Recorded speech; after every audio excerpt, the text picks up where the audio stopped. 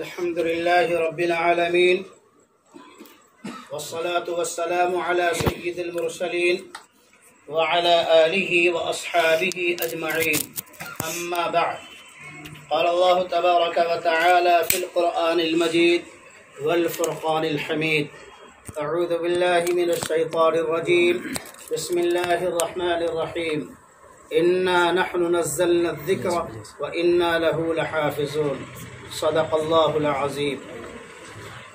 وقال النبي صلى الله عليه وسلم خيركم من تعلم القرآن وعلمه أو كما قال عليه الصلاة والسلام. قابل قدر حضرات علماء کرام، حفاظ عظام، طلبہ عزیز، باعزت سامعین، اللہ رب العزت کا بہت بڑا کرم اور احسان ہے کہ اس نے ہم سب کو آج ایک مبارک مجلس میں شرکت کی توفیق عطا فرمائی. وہ مبارک مجلس جس میں مدرسہ کنز العلوم رحمانیہ گریا کے 2 خوش نصیب بچوں کا حفظ قرآن پاک مکمل ہو رہا ہے. یہ بڑی سعادت مندی کی بات ہے. قابل مبارکباد ہیں مدرسہ کنز العلوم رحمانیہ گریا کو قائم کرنے والے. قابل مبارکباد ہیں مدرسہ کنز العلوم رحمانیہ گریا کو قیام سے لے کر کے اب تک چلانے والے. قابل مبارکباد ہیں مدرسہ کنز العلوم رحمانیہ گریا کے قیام سے لے کر کے اب تک کسی بھی طرح سے اس ادارے کی امداد کرنے والے ہیں. زبان کے ذریعے، پیسوں کے ذریعے، چلنے کے ذریعے، بولنے کے ذریعے، پڑھنے کے ذریعے، پڑھانے کے ذریعے، کسی بھی طرح سے جس کی بھی خدمات اس ادارے کو اب تک حاصل ہے اور قیامت تک اس ادارے کو حاصل رہے گی انشاءاللہ، وہ تمام کے تمام لوگ قابل مبارکباد ہیں. اور قابل مبارکباد ہیں وہ حضرات اساتذہ کرام جو اب تک اس ادارے میں پڑھا چکے ہیں، ابھی پڑھا رہے ہیں اور آئندہ انشاءاللہ پڑھائیں گے. قابل مبارکباد ہیں وہ خوش نصیب طلبہ جو اب تک اس ادارے سے علم حاصل کر چکے ہیں، ابھی علم حاصل کر رہے ہیں، آئندہ اس ادارے میں علم حاصل کریں گے. تمام کے تمام حضرات قابل مبارکباد. بڑی سعادت مندی کی بات ہے. ای سعادت بزور بازو نیست تا نہ بخشد خدائے بخشندہ. یہ سعادت مندی طاقت کے زور پر نہیں ہے بلکہ اللہ تعالیٰ کی عطا ہے اور اللہ تعالیٰ کی خصوصی نوازش. اللہ تعالیٰ جس کو چاہتا ہے دیتا ہے. ذالک فضل اللہ یؤتیہ من یشاء. یہ اللہ کا وہ انعام ہے. اللہ جس کو چاہتا ہے دیتا ہے. اللہ کی اپنی مرضی ہے. اللہ جس کے ذریعے سے چاہتا ہے وہ اپنا کام کرا لیتا ہے. اللہ تعالیٰ نے قرآن پاک میں فرمایا انا نحن نزلنا الذکر وانا له لحافظون. ہم نے ہی اس قرآن کو اتارا ہے اور ہم ہی اس کی حفاظت کرنے والے ہیں. اب اللہ تعالیٰ اس قرآن پاک کی حفاظت کیسے کرے گا، کس کے ذریعے سے کرے گا، یہ اللہ کی اپنی پسند ہے. اللہ تعالیٰ کا اپنا فیصلہ ہے. اللہ تعالیٰ جس کے سینے کو قبول کرتا ہے اس کے سینے میں اپنا قرآن محفوظ کر دیتا ہے. اللہ تعالیٰ جس کی زبان کو پسند کرتا ہے اس کی زبان پر اپنی پاک وحی کے کلمات کو جاری کر دیتا ہے. اللہ تعالیٰ جس کے ذہن و دماغ کو پسند کرتا ہے اللہ تعالیٰ اس کے ذہن و دماغ کے ورق میں اپنی کتاب کو لکھ دیتا ہے اور ہمیشہ کے لیے محفوظ کر دیتا ہے. اللہ تعالیٰ جس بچے کو پسند کرتا ہے، جس بچے کے والدین کو پسند کرتا ہے، جس مدرسے کو پسند کرتا ہے، جس مسجد کو پسند کرتا ہے، جس سرزمین کو پسند کرتا ہے، جس علاقے کو پسند کرتا ہے، جس گاؤں کو پسند کرتا ہے، جس محلے کو پسند کرتا ہے، وہاں کے لوگوں کو، وہاں کی سرزمین کو اللہ تعالیٰ قبول کر لیتا ہے. اور وہ اللہ کی اس محنت میں، کار خیر میں، اس اجر عظیم میں اور اس بڑے کام میں اللہ تعالیٰ اس کو حصہ دار بنا دیتا ہے۔ یہ اسی کے لیے اللہ فیصلہ کرتا ہے جس دل میں طلب ہو۔ جب دل میں طلب ہوتی ہے تو اللہ تعالیٰ اس کو ہر حال میں عطا کر دیتا ہے۔ نعمت کی ناشکری نعمت کے چھن جانے کا کبھی کبھی سبب ہوا کرتا ہے، اس لیے ہم اگر اللہ کی معمولی نعمت کو بھی اپنے اندر پائیں تو ہمیشہ اس نعمت کا شکر ادا کریں۔ معمولی نعمت بھی ہو، کسی بھی طرح کی نعمت، جسمانی نعمت ہو، مالی نعمت ہو، دنیاوی نعمت ہو، اخروی نعمت ہو، اللہ کی عبادت والی نعمت ہو، یا پھر خدمت خلق والی نعمت ہو، انسانیت کی خدمت والی نعمت ہو، یا گھر کے اندر بیوی بچوں کے ساتھ رہنے والی نعمت ہو، اولاد کی نعمت ہو، والدین کی نعمت ہو، کسی بھی طرح کی دوست و احباب والی نعمت ہو، تمام کے تمام نعمتوں کا ہم ہمیشہ شکر ادا کریں۔ اس کا فائدہ یہ ہوتا ہے کہ شکر ادا کرنے سے اللہ تعالیٰ اپنی نعمت میں اضافہ کر دیتا ہے۔ جب ناشکری کی جاتی ہے تو پھر اللہ تعالیٰ ناشکری کی وجہ سے اس نعمت کو کبھی کبھی چھین لیتا ہے۔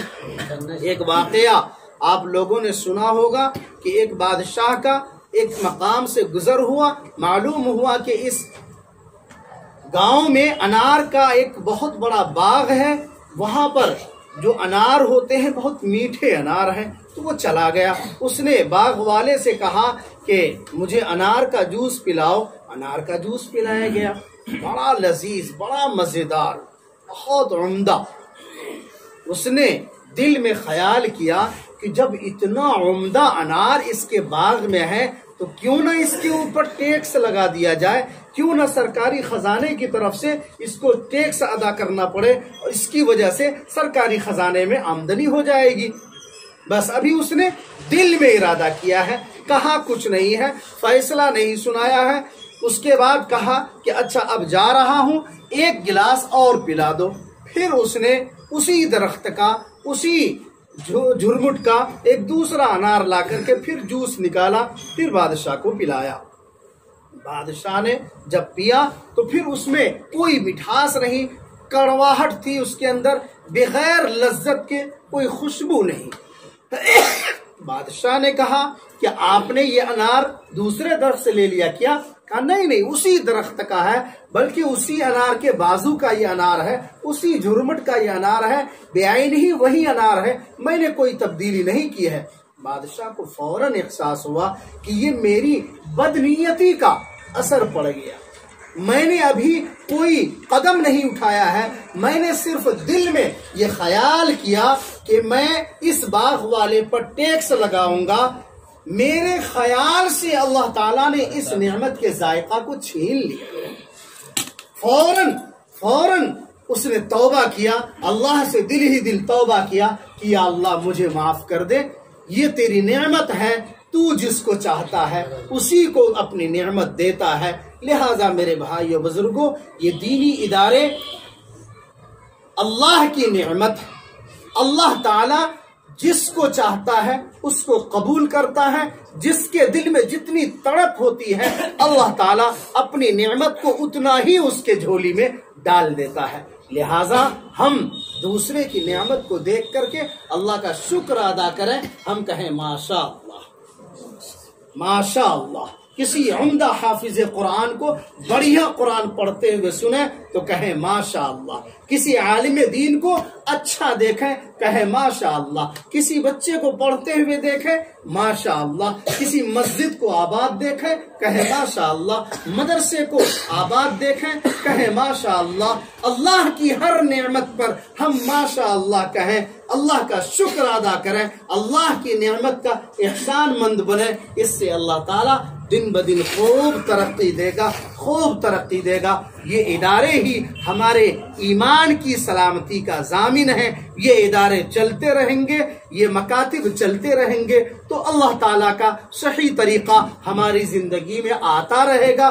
خدا نخواستہ کبھی ان ادارے کے اندر کسی طرح کی کوئی کمزوری آتی ہے تو ہمارے ایمان کی کمزوری کی دلیل ہوگی حضرت مولانا اشرف علی تھانوی نور اللہ مرقدہ کا ایک واقعہ سنا کر کے اپنی بات مکمل کر دیتا ہوں۔ میرٹھ کے ایک بہت بڑے جلسے میں حضرت مولانا اشرف علی تھانوی رحمت اللہ علیہ نے کہا کہ مسلمانوں، اگر تم مدرسے میں چندہ دیتے ہو تو یہ مت سمجھو کہ تم نے مدرسے کو خرید لیا ہے۔ اگر تم مدرسے میں اپنا 10 20 50 روپیہ 100 روپیہ دیتے ہو تو تم نے یہ مت سمجھو کہ تم ان مولویوں کی زندگی کا تم ذمہ دار ہو، تم ان مولویوں کو روزی دیتے ہو۔ اگر تم چندہ نہیں دو گے تو یہ مولوی بھوکے مر جائیں گے، ایسا ہرگز نہیں ہے۔ روزی میں دیتا ہوں، روزی کا مالک اللہ کہہ رہا ہے کہ روزی کا مالک میں ہوں، میں کھلاتا ہوں، میں پلاتا ہوں۔ جتنے لوگ دنیا کے اندر سانس لے رہے ہیں سب کی روزی کا مالک اللہ ہے، سب کو اللہ کھلاتا ہے۔ کہاں سے کھلائے گا، کس طرح کھلائے گا، یہ اللہ جانتا ہے۔ تو مولانا اشرف علی تھانوی رحمت اللہ علیہ نے فرمایا کہ سب کی روزی کا مالک اللہ ہے، لہذا مسلمانوں اپنی نیتوں کو درست کرو۔ اگر اللہ تعالیٰ تمہارا چندہ قبول کرتا ہے اللہ کا شکر ادا کرو کہ اللہ تمہارا چندہ قبول کرتا ہے۔ اگر تم اپنے نیتوں کے اندر فطور پیدا کرو گے تو یہ بھی ہو سکتا ہے کہ اللہ تعالیٰ تمہارے چندے کو بھی روک دے، ایسے حالات پیدا کر دے۔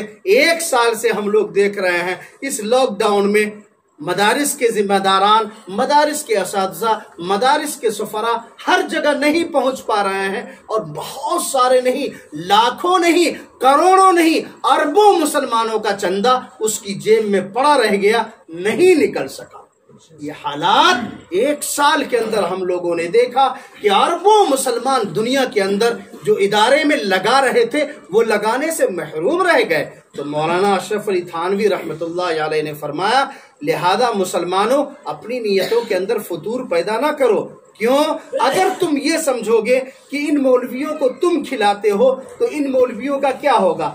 یہ آج مدرسہ چھوڑ دیں گے، کوئی آلو کی دکان کھول لیں گے، کوئی سبزی کی دکان کھول لیں گے، کوئی کپڑا بیچنے لگیں گے، کوئی کرانہ کی دکان کرنے لگیں گے، کوئی جوتا چپل کی دکان کرنے لگیں گے۔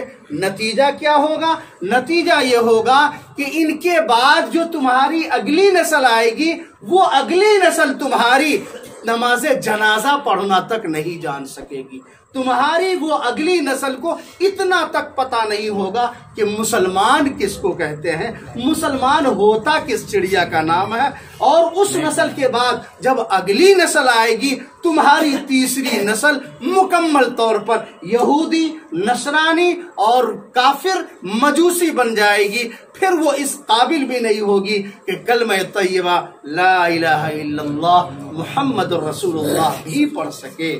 لہذا مسلمانوں ان علماء کی قدر کرو، ان مکاتب کی قدر کرو، ان مدارس کی قدر کرو، ان مسلمانوں، ان علماء، ان طلباء کی قدر کرو، ان کی عزت کرو اور ان کو عزت کی نگاہ سے دیکھو، اس لیے کہ اللہ نے جن کو مقام دیا ہے ہم کون ہوتے ہیں ان کو نیچ نگاہ سے دیکھنے والے، ان کو کمتر نگاہ سے دیکھنے والے، اس لیے کہ اللہ خود کہتا ہے ذالک فضل اللہ یؤتیہ من یشاء، یہ تو اللہ کا وہ انعام ہے، وہ فضل ہے، اللہ جس کو چاہتا ہے اس کو دیتا ہے۔ اسی وجہ سے نبی پاک صلی اللہ علیہ وسلم نے فرمایا خیرکم من تعلم القرآن وعلمہ، تم میں سب سے اچھا انسان وہ ہے جو قرآن پڑھتا ہے اور قرآن پڑھاتا ہے۔ اللہ تعالی ہم سب کو قرآن پڑھنے اور قرآن پڑھانے کی توفیق نصیب فرمائے، آمین۔ دعا کریں کہ جن 2 بچوں نے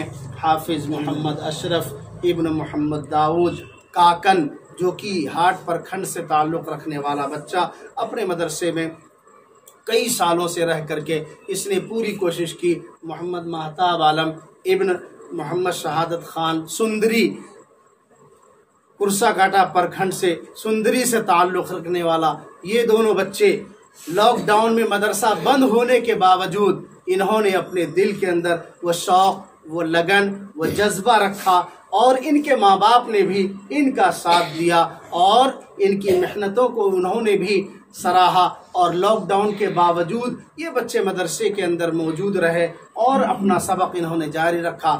آج اللہ نے ان کو وہ مقام عطا فرمایا کہ اللہ نے ان کو حافظ قرآن بنا دیا۔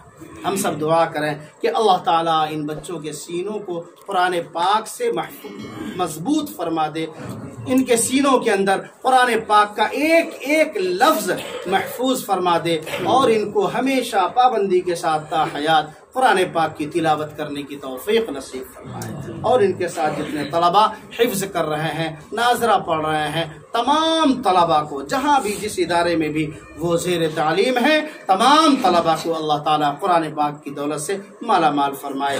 آمین۔ وآخر دعوانا ان الحمد للہ رب العالمین۔